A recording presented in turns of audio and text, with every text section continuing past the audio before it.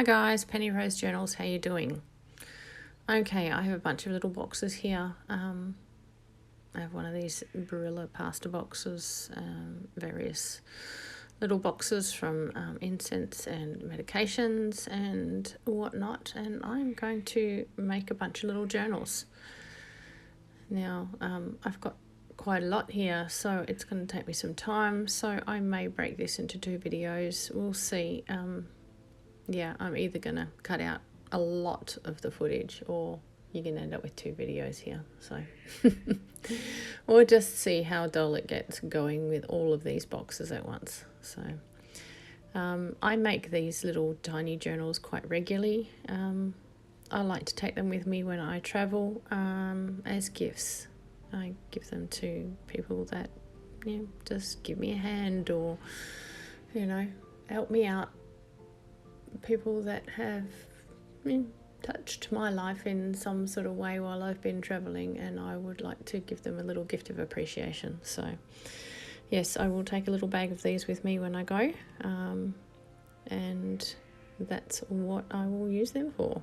So anyway, I'm going to start cutting these boxes down. I'm basically just cutting one side off and the tops and bottoms, all the flaps off, and I'll be left with a little hinged piece that is the shape of a tiny journal, and that's what we're going to use.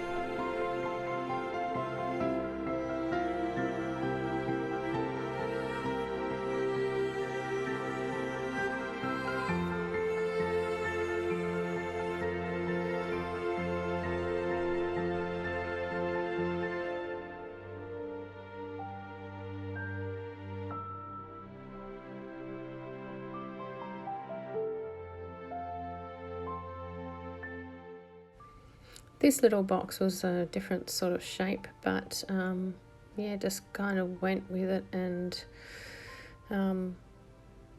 made a different shaped little journal. It's shaped a bit more like an album would be. The long sides are open, and the short side is the spine. So yeah, it's just a bit of a different shape, but it turns out to be a cute little journal in any case.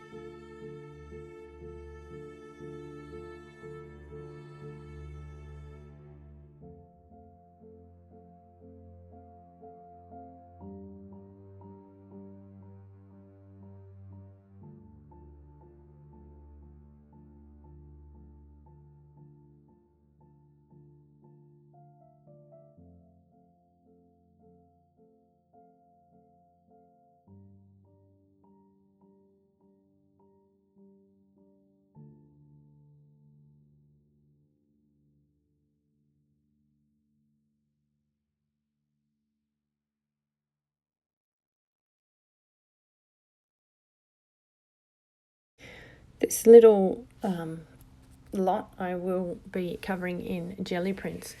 Now you notice I'm turning the boxes inside out here. Yeah, the boxes tend to be glossy on the outside. The printing makes them glossy. I like to turn them outside so the inside of the box is now the outside of the journal. It just helps me stick the jelly prints or the paper or scraps or fabric or whatever it is to the outside of the journal. I usually fold it over towards the inside and then stick another piece of paper, card, whatever on the inside. These are always all different. They're just covered in whatever comes to hand when I decide to make a bunch of them. I tend to store my boxes up, so I've got several and I just make a pile of them. So I have all sorts. But anyway, yes, I turn them inside out just so that things stick a little bit better.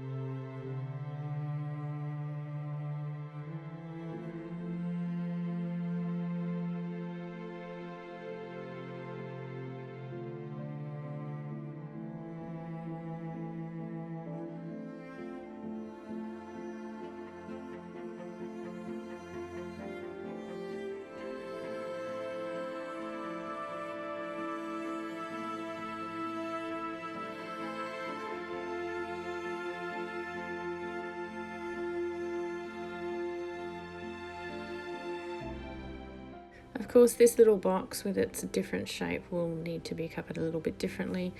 It's too wide to stretch across my jelly print. I want my jelly print, because it's on a book page, to run in a specific direction, so I can't just turn it around and stick it up and down the page. So I am just going to stick each side to the jelly print, cutting off the extra, and then I will cover the spine with something else as we go along. I will just overlap it slightly over the front and back cover so that it just looks like a covered spine.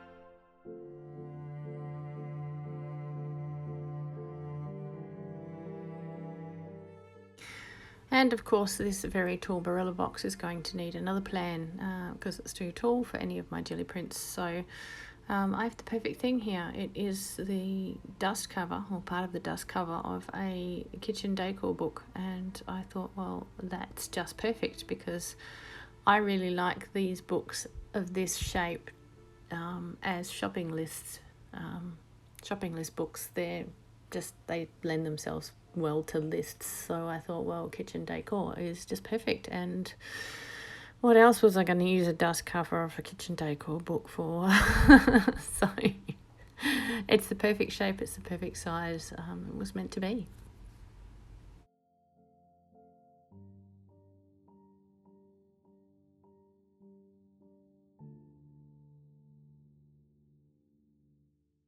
This paper, because it was a dust cover of a book, is slightly thicker and it's also glossy.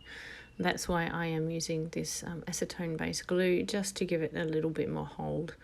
I was not confident at all that my glue stick would hold if I tried to just use that. So rather be safe than sorry and get it stuck down properly.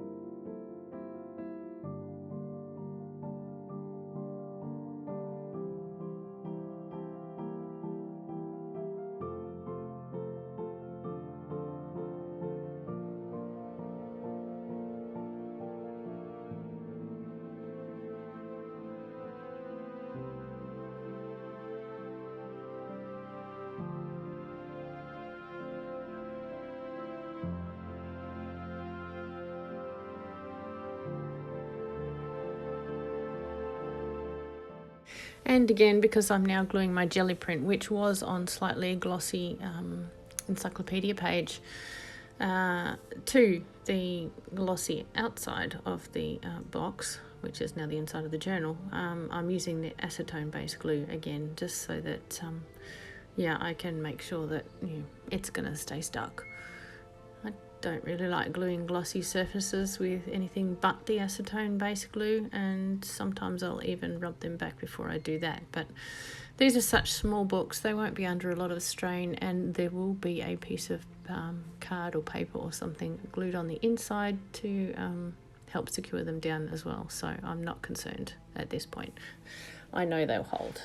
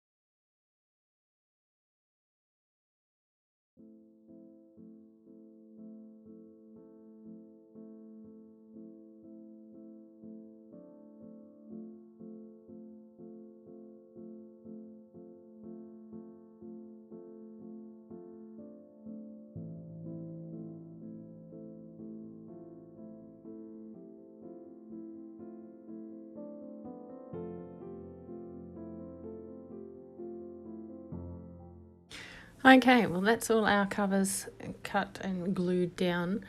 I'll pop those onto the mat and they will stay there for, well, at least overnight, but I think they actually stayed there for a couple of days before I got back to them. So they were well and truly stuck. Anyway, this is what we ended up with, this cute little pile of journals here. And yeah, now it's time to cover the spines and yeah, think about what we're going to put on the insides so that we can start putting pages in them.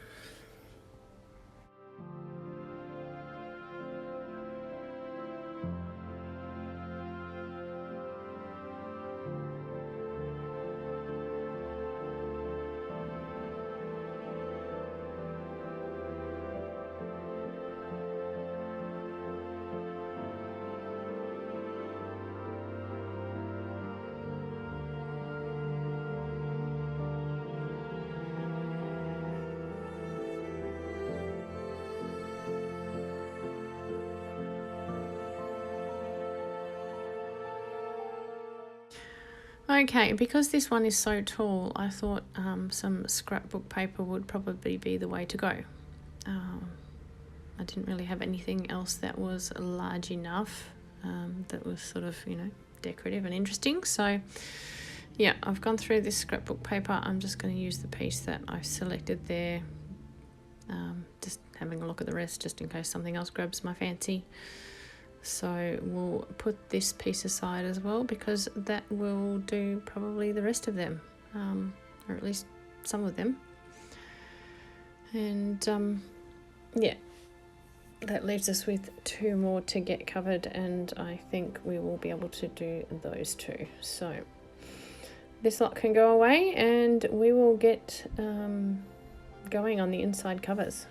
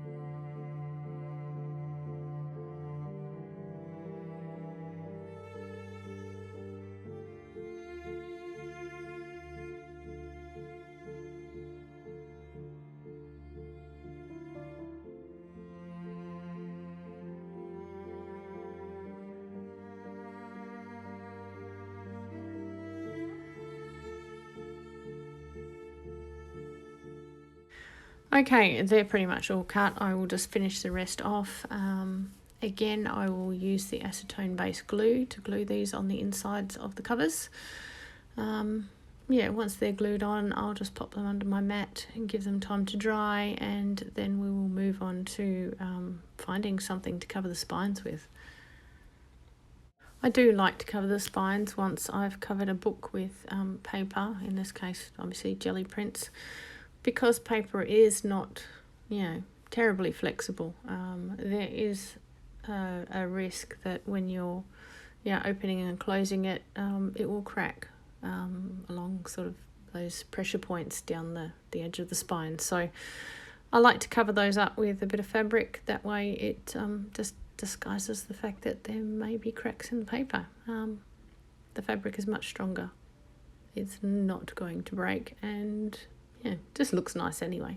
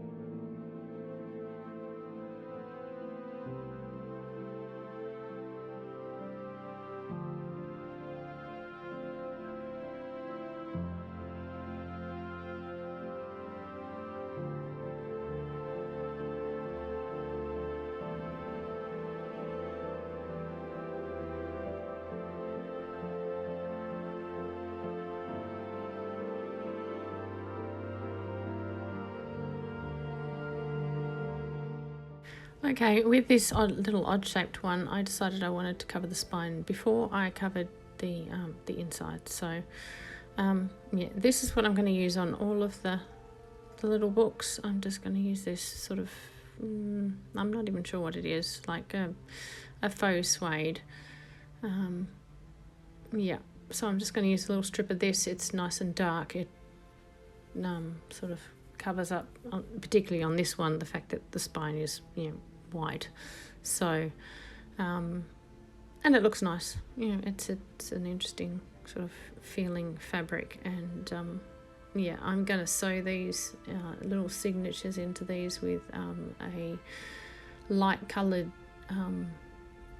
thread, so it'll show up nicely on the black. And yeah, I think all in all it'll look quite cute. So that's the plan. That's what I'm gonna do. I'm gonna cover this one first and then put the inside cover on, and yeah, we will cover the spines of all the others in this same fabric before we choose and sew in our signatures.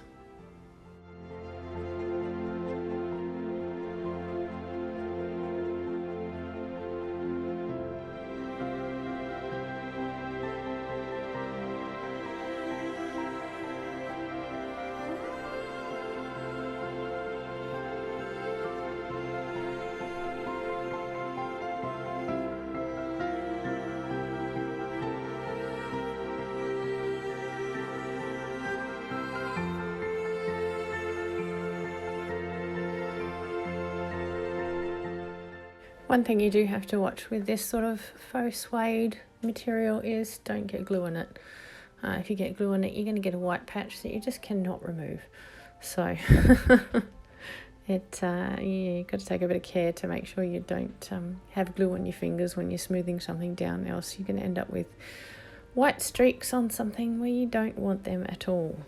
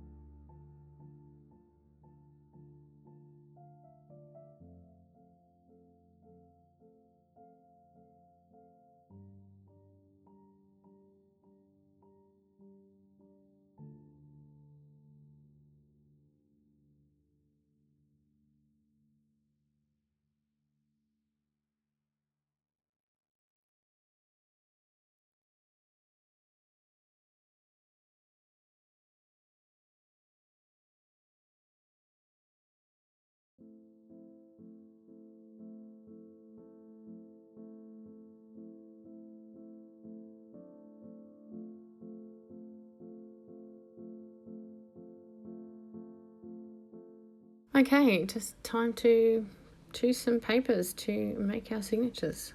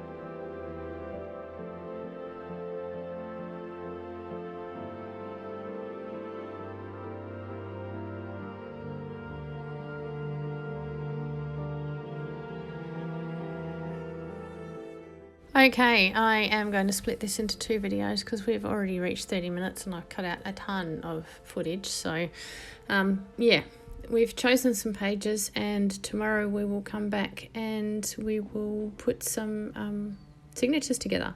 So, I'll see you then. I hope you've enjoyed this today, and yeah, have a great rest of your day, guys. Bye.